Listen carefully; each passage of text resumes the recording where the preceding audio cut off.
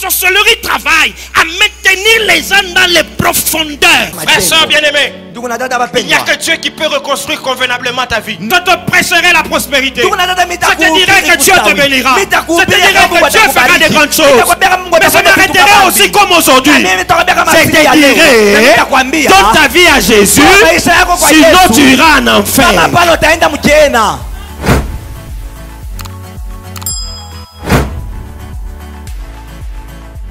Bien-aimés dans le Seigneur, bonjour. Nous rendons gloire au Seigneur pour la vie qu'il nous donne ce jour, ce matin. Béni soit le Seigneur pour la grâce et la faveur qu'il nous accorde. Nous venons d'un moment de confinement et tout ce qui en découle. Et si tu es en vie, si je suis en vie, c'est parce que il continue à veiller sur nous. Et pour cela, nous lui disons grandement merci. Et pour cela, nous le bénissons et nous le louons. Ce mois de juillet, j'ai promis de commencer une série d'enseignements, d'exhortations sur les exigences d'une montée. Les exigences d'une montée. Je voudrais qu'on sorte un peu dans la zone de cris, de proclamation, de ceci, qu'on s'assoie un peu et qu'on tourne autour des choses aussi très importantes. C'est vrai qu'on peut prophétiser sur nous, qu'on peut déclarer des choses sur nous. C'est vrai qu'on peut avoir rêvé, qu'on peut avoir vu des choses. Tout cela est vrai, tout cela est juste et correct. Mais il faut qu'on sache aussi que de l'autre côté, une montée a des exigences. On ne monte pas comme ça, par hasard. Non, une montée a des exigences. Et nous voulons, au courant de ce mois de juillet, petit à petit voir ces exigences et prier pour que Dieu nous aide à les mettre en pratique, à les observer, afin que notre montée ne soit pas seulement dans les paroles, ou que notre montée ne soit pas seulement dans les écrits, mais que notre montée soit effective. Alléluia. 1 Samuel chapitre 16, versets 11 à 13. C'est cela, le texte qui va nous accompagner. C'est l'histoire de David que nous connaissons pour la plupart très bien. 1 Samuel 16, versets 11 à 13. La Bible dit: Puis Samuel dit à Isaïe, sont cela tous tes fils? Et il répondit, il reste encore le plus jeune, mais il fait paître les brebis. Alors Samuel dit à Isaïe, envoie-le chercher, car nous ne nous placerons pas avant qu'il ne soit venu ici. Isaïe l'envoya chercher. Or il était blond avec des yeux, de beaux yeux et une belle figure. L'Éternel dit à Samuel, lève-toi, oins-le, car celui. Samuel prit la corne d'huile et l'oignit au milieu de ses frères. L'Esprit de l'Éternel saisit David à partir de ce jour et dans la suite. Samuel se leva et s'en alla à Rama. 2 Samuel 5. 2 Samuel 5, 1 à 5. Toutes les tribus d'Israël vinrent auprès de David à Hébron et dirent, voici, nous sommes tes os et ta chair. Autrefois, retiens bien, autrefois déjà, lorsque Saül était notre roi, c'est toi qui conduisais et qui ramenais Israël. L'Éternel t'a dit, c'est l'Éternel, hein? L'Éternel t'a dit, tu paîtras mon peuple d'Israël et tu seras le chef d'Israël. Ainsi, tous les anciens vinrent auprès du roi à Hébron, et le roi fit alliance avec eux à Hébron devant l'Éternel. Ils oignirent David pour roi sur Israël. David était âgé de 30 ans lorsqu'il devint roi, et il régna 40 ans. À Hébron, verset 5, à Hébron, il régna sur Juda 7 ans et 6 mois, et à Jérusalem, il régna 3 ans sur toute Israël et Juda. Alléluia. Les exigences d'une montée. Je reviens en disant, une montée a des exigences qu'il faut absolument remplir pour la vivre ou pour la réaliser. On ne monte pas par hasard. On ne se réveille pas un bon matin et puis on est monté. Non. Monter a ses exigences. Il y en a qui pensent que parce qu'on l'a prophétisé, parce que Dieu a parlé, parce que il a rêvé, parce que il a des désirs, parce que il a des ambitions, que toutes ces choses vont se réaliser. Non. Tu peux avoir rêvé, tu peux avoir une prophétie, tu peux avoir des désirs et tu peux mourir avec. On t'enterre avec tes visions, avec tes prophéties, avec tes rêves, avec tes désirs, avec tes ambitions, mais tu te retrouves au cimetière et puis rien n'est fait. Au-delà de tout ce que Dieu t'a dit, au-delà de toutes les proclamations prophétiques que tu as sur ta vie, au-delà de tout ce que tu as comme désir, ambition, il y a des choses que toi et moi nous devons faire pour monter. Au-delà de la pensée claire de Dieu, au-delà de la vision claire de Dieu, toi et moi, nous avons des choses que nous devons absolument faire afin de monter. Parce que monter n'est pas un hasard. Vous savez, c'est facile de s'asseoir et d'envier quelqu'un qui est monté. C'est facile de regarder quelqu'un qui réussit dans ce qu'il fait, de l'envier, de vouloir être comme lui. Tu l'envies, nous les envions de loin. Mais quand tu t'approches de cette personne, quand la personne t'explique comment elle a fait pour arriver là, c'est là que tu te rends compte que monter n'est pas un hasard. Tu envies ton chef, ton directeur, tu envies ton père, ton pasteur, tu envies tout ce monde, tu envies ce grand commerçant. Tout ça, quand tu t'approches, tu te rends compte que monter n'a jamais été un fait du hasard. Alléluia. Laissez-moi définir exiger. Exigence vient du verbe exiger. Vouloir, exiger veut dire vouloir quelque chose, le réclamer impérativement. Monter te réclame impérativement des choses. Si tu ne fais pas ces choses-là, eh bien tu ne montes pas. Nous allons voir durant tout ce temps que même Dieu a ses exigences. Même s'il est venu parler, même s'il est venu te dire que tu es grand, même s'il est venu te dire que tu iras loin, même s'il est venu te dire que tu seras prospère, dans tout ce que Dieu nous dit, il y a toujours une exigence, il y a toujours une instruction. Dès que tu ne la fais pas, dès que tu ne suis pas l'instruction qui a accompagné toutes les proclamations prophétiques, eh bien tu ne montes pas. Exiger, vouloir quelque chose, le réclamer impérativement. Ou encore, avoir absolument besoin de quelque chose. Le nécessiter, le requérir comme nécessaire. Je donne un exemple. Il y a des plantes qui exigent la présence du soleil.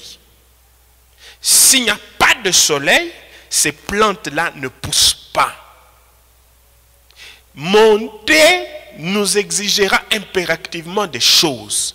Si ces choses ne sont pas là comme le soleil pour les plantes, eh bien il n'y a pas de montée. Mais exigence veut dire quoi? Exigence, c'est l'expression d'un besoin ou d'une attente qu'une entité exige sur une autre de manière implicite ou explicite. Une expression d'un besoin ou d'une attente. Je voudrais monter. Je voudrais aller de l'avant, je voudrais réussir, je voudrais sortir de la masse, sortir de la foule, apparaître, briller. Ça me demande de faire quelque chose. il y a des attentes qui sont liées à ce que je voudrais voir, vivre, à ce que je voudrais palper. Et derrière ce mot exigence se cachent 3 caractères. Le premier caractère, c'est le caractère absolu. Ce n'est pas relatif. Ce n'est pas je peux ou n'est pas. Non. Caractère absolu. Je dois faire ceci. Le deuxième caractère, c'est le caractère incontournable. Je ne peux pas me passer de ça, passer outre, contourner. Je suis obligé de passer par là. Et le troisième caractère, c'est le caractère indispensable. Ce qui est indispensable n'est pas superflu. Il y a des choses qui sont superflues, qui sont inutiles. Je peux ou ne pas le faire. C'est facultatif. Mais ici, quand on parle d'exigence, il y a ce caractère indispensable de la chose. Ce n'est pas un superflu. Ce n'est pas superficiel. C'est même le fondement. Si je veux monter, je dois comprendre qu'il y a des choses que je dois faire qui sont pour ma montée. Je ne peux pas me passer de cela. Je ne peux pas discuter sur ça. Je ne peux pas trouver quelque chose d'autre que ça. Je dois faire ça. C'est indispensable. Et dans la vie de tous ceux qui sont montés, qui ont écrit des livres, et même quand vous entrez dans la parole de Dieu, quand vous voyez tous ceux qui sont montés, vous trouvez des caractères absolus, des caractères incontournables, des caractères indispensables des choses qu'ils ont faites. Et l'apôtre Paul, j'aime quand il le dit, toutes ces choses ont été écrites pour notre instruction. Alléluia.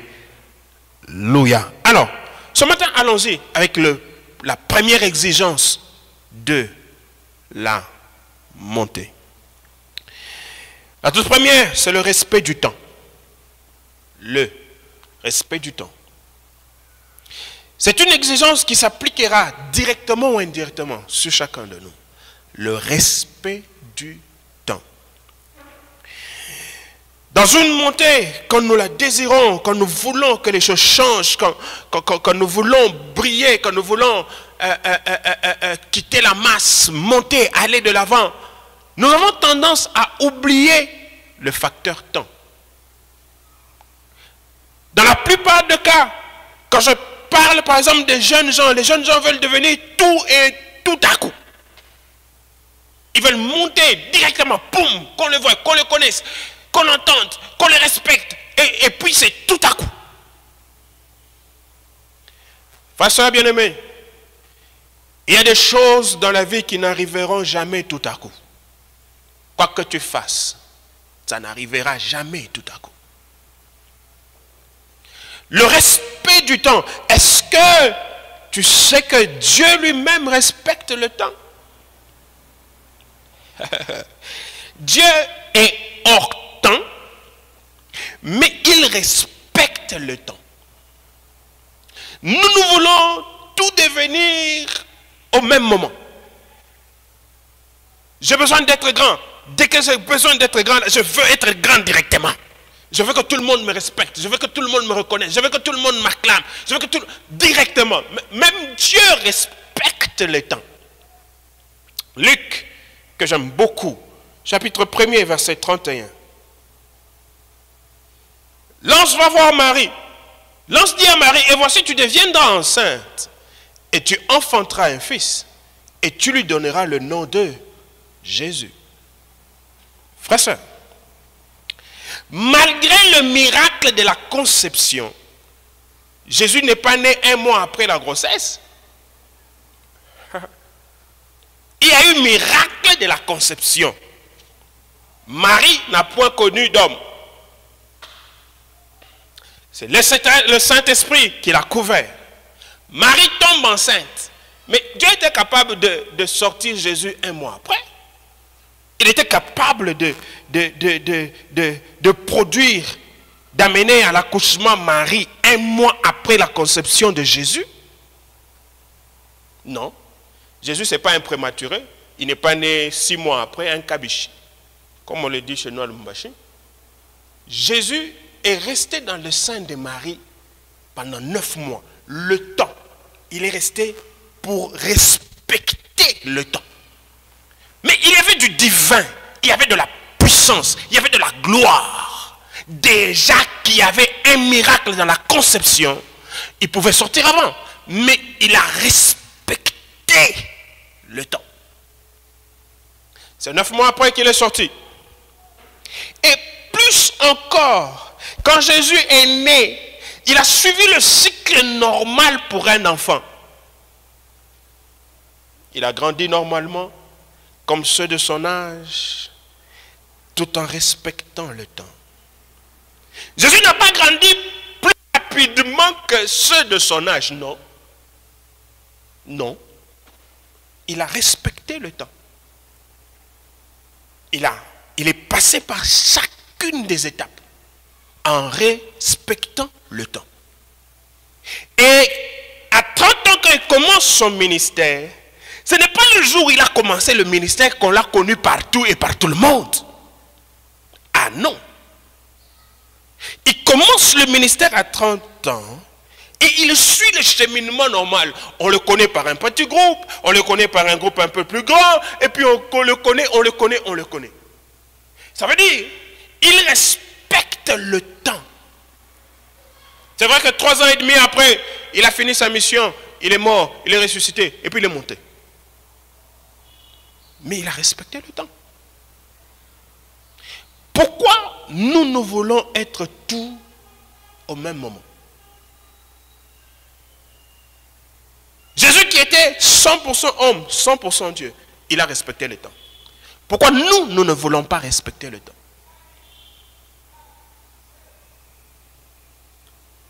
Oh, Dieu m'a parlé, Dieu m'a dit, j'ai vu, j'ai entendu. On m'a prophétisé, on m'a même confirmé. Frère, même si c'est un Philippien qui t'a confirmé, le temps, il faut le respecter. Ce n'est pas parce que j'ai vu et que j'ai rêvé et qu'on m'a dit, qu'on m'a parlé, que je ne peux pas respecter le temps. Non. À défaut de respecter le temps, c'est alors que nous nous retrouvons en train de faire n'importe quoi. Ceux qui sont... Je me rappelle, je voudrais quand même en parler ici aujourd'hui. Je me rappelle quand j'avais autour de 16 ans, 17 ans. Nous aimions la prière en dehors du temple. Nous nous retrouvions des jeunes gens, nous prions beaucoup.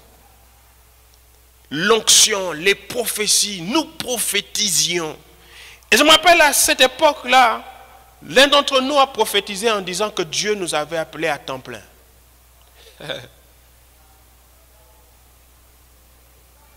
C'était une prophétie. C'était Dieu qui avait parlé. Mais nous avions un problème. Jeunes, trop chauds, nous n'avions pas la notion du temps. Et tout de suite, entre nous, nous étions, il y en avait qui étudiaient à Madini, moi j'étudiais à Imara, d'autres étudiaient par-ci, par-là. Et tout de suite, nous nous sommes dit, ah, c'est fini. Dieu nous appelle à temps plein. On commence les ministères. 15 ans, 16 ans, 17 ans, il y en a qui avaient 18. Et à partir de ce moment-là, on a commencé à négliger les études. Malheureusement, il y en a ceux parmi nous qui n'ont jamais fini. Et cette année-là, nous avions, moi personnellement, j'ai frôlé de reprendre l'année. Parce que tout ce que nous faisions, c'était prier. Dieu a dit, Dieu a dit, ah, je suis appelé à temps plein. Et nous aimions ces choses, mais nous avions oublié la notion de temps. Frères, sœurs bien-aimés, quelles que soient les ambitions que tu as, dans quelque domaine que ce soit, quel que soit ce que Dieu t'a dit, le jour ou la nuit, en le confirmant en passant par plusieurs bouches, je veux que tu saches que Dieu lui-même respecte le temps. Et toi aussi, et moi aussi, devons le respecter. Ce n'est pas parce qu'il m'a dit aujourd'hui que je suis, que je me lève et puis je veux appliquer, je veux imposer tout à tout le monde. Impossible. Quand je regarde l'histoire de l'apôtre Paul, quand bien même ce Dieu qui l'a appelé, quand bien même apôtre Paul a croisé lui-même, Jésus sur le chemin, Paul n'est pas devenu tout au même moment. Il a dû se retrouver aveugle, et puis quelqu'un d'autre est venu prier pour lui, et puis il a commencé à tâtonner dans ceci, dans cela, il a commencé à prêcher, les gens le fouillaient, et puis après, il est devenu le grand apôtre Paul que nous connaissons. Tout ça pourquoi? Le respect du temps.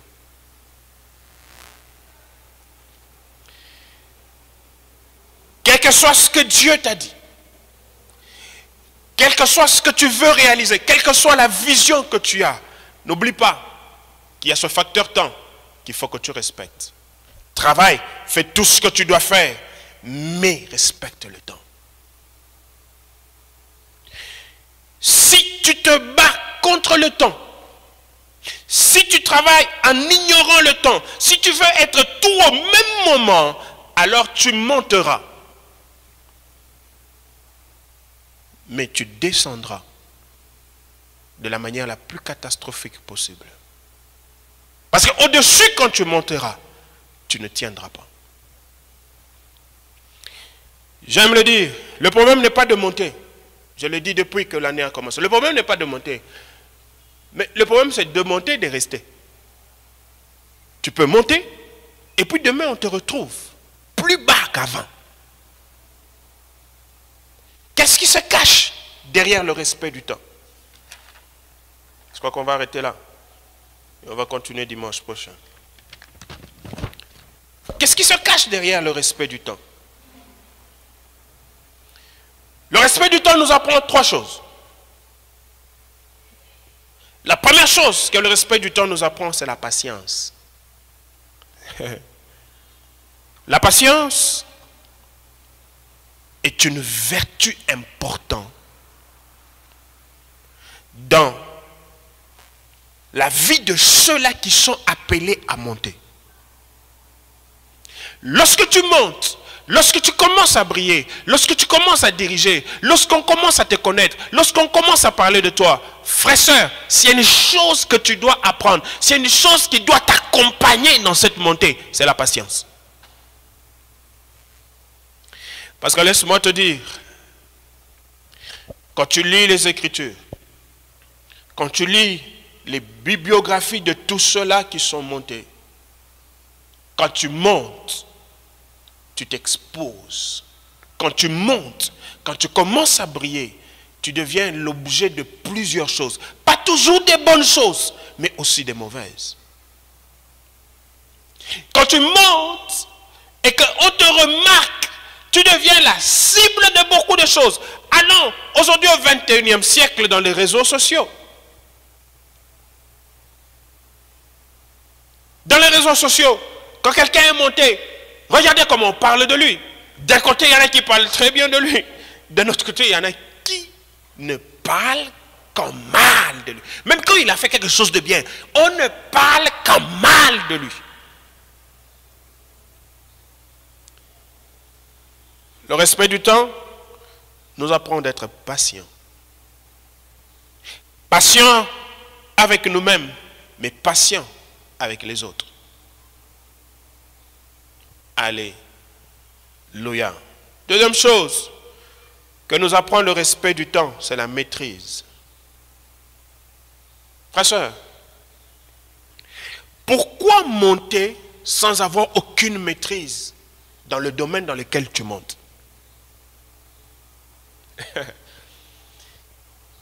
Il y en a qui sont montés, qui se sont retrouvés au-dessus tout à coup. Et il est au-dessus, il ne maîtrise rien. La tête est vide. Malheureusement, ce sont des choses qu'on a aujourd'hui dans notre cher beau pays, où quelqu'un se retrouve, il est directeur, il est PDG, il est PCA, il ne maîtrise rien. Il débarque là, il ne connaît rien de la structure.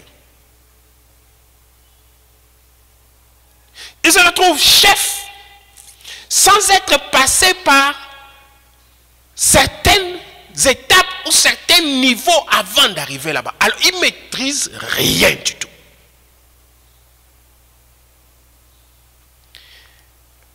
L'histoire de David, sur laquelle nous allons y revenir pour puiser la vie. Dans cette histoire, le jour où on l'a oint et le jour où il est devenu roi, David a appris beaucoup de choses, a circulé presque partout dans ce royaume et il est devenu roi en maîtrisant les choses. Le grand David se retrouve roi, mais il a la maîtrise des choses. Il connaît l'armée, c'est quoi? Il connaît qu'est-ce que c'est un fugitif. Il connaît qu'est-ce que c'est une grotte, une caverne. David a maîtrisé les choses.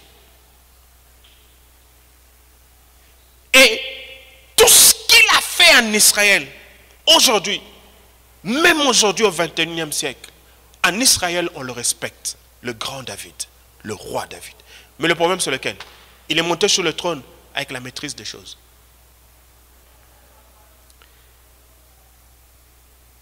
Toi, tu es monté. Tu maîtrises quoi? As-tu la maîtrise des choses? Toi qui brilles aujourd'hui, tu te dis, je suis grand, on me connaît, on parle de moi. Tu as maîtrisé quoi? Le respect du temps nous apprend la maîtrise des choses. Et troisièmement, nous allons arrêter là. Le respect du temps nous apprend l'équilibre. L'équilibre. Quand je passe par là où je dois passer, parfois je passe par le chaud, parfois je passe par le froid, parfois je passe par des moments difficiles. Mais en respectant le temps, en ne brûlant pas les étapes, ça m'apprend à être équilibré.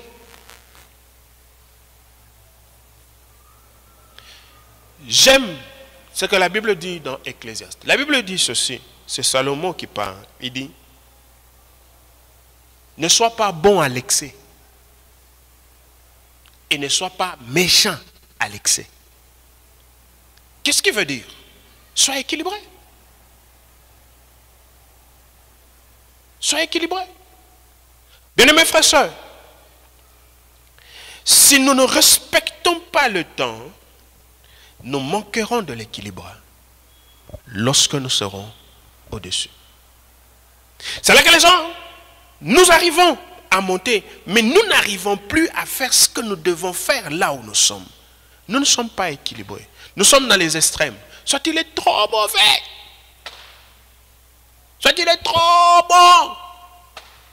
Pas d'équilibre. Être chrétien, être enfant de Dieu, ne veut pas dire que tu dois manquer de la prudence. Non. Être bon ne veut pas dire être imprudent. Non. Être rempli du Saint-Esprit ne veut pas dire être imprudent. Non. Être intelligent ne veut pas dire être imprudent. Non. Dans ma montée, je dois apprendre le respect du temps. Et ce respect du temps me permet d'être équilibré. Équilibré. Soyons des hommes et des femmes, des chrétiens équilibrés. Je vais finir en disant ceci. Je trouve des chrétiens parfois extrêmement spirituels. Spirituels entre guillemets. Extrêmement spirituels. Ça veut dire quoi? Quand quelque chose bouge dans la maison, pour lui c'est un démon. Il chasse les démons. Quand il est dans sa chambre, il entend une assiette tomber dans le côté. Au nom de Jésus.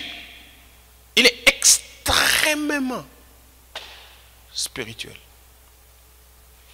Mais je veux te dire ceci. Même quand tu es extrêmement spirituel, est-ce que tu dors la porte ouverte? Non. Tu parles en langue, tu es rempli du Saint-Esprit, mais quand tu dois dormir la nuit, tu fermes la porte, n'est-ce pas? C'est ça l'équilibre. Ça veut dire, il y a des choses que je dois faire, il y a des choses que je ne dois pas faire. Il y a des choses que je peux faire, il y a des choses que je ne peux pas faire. Ça amène l'équilibre. Et en respectant le temps, dans la montée, ça m'apprend l'équilibre. C'est ainsi qu'on trouve un roi David équilibré. On va y revenir dimanche prochain. On retrouve un roi équilibré. Il est grand, il est puissant, il est glorieux, il est redoutable. On le respecte. Mais David est équilibré. Nous allons arrêter là ce matin. Et nous allons prier. Père, dans le nom de Jésus, te disons merci pour ce moment. Tu nous appelles à monter, tu nous appelles à être grands, tu nous appelles à briller dans tous les domaines possibles. Pas seulement le ministère, il y a le travail, il y a les affaires, tu nous appelles à briller. Mais toi-même, tu respectes le temps. C'est pourquoi, dans Ésaïe, ces verbes sont conjugués au futur simple. Mon serviteur prospérera, montera. C'est au futur simple. Ce n'est pas une génération spontanée. Aide-nous, Seigneur. Quel que soit tout ce que tu nous as dit, quel que soit tout ce que nous connaissons, quelles que soient nos ambitions, quelle que soit notre vision, quelles que soient toutes ces choses-là, aide-nous à respecter le temps. Merci, Saint-Esprit, de nous soutenir. Dans le nom de Jésus, nous avons prié ensemble, nous disons Amen. Que le Seigneur te bénisse, reste connecté et nous allons continuer comme ça jusqu'à la fin du mois. Shalom.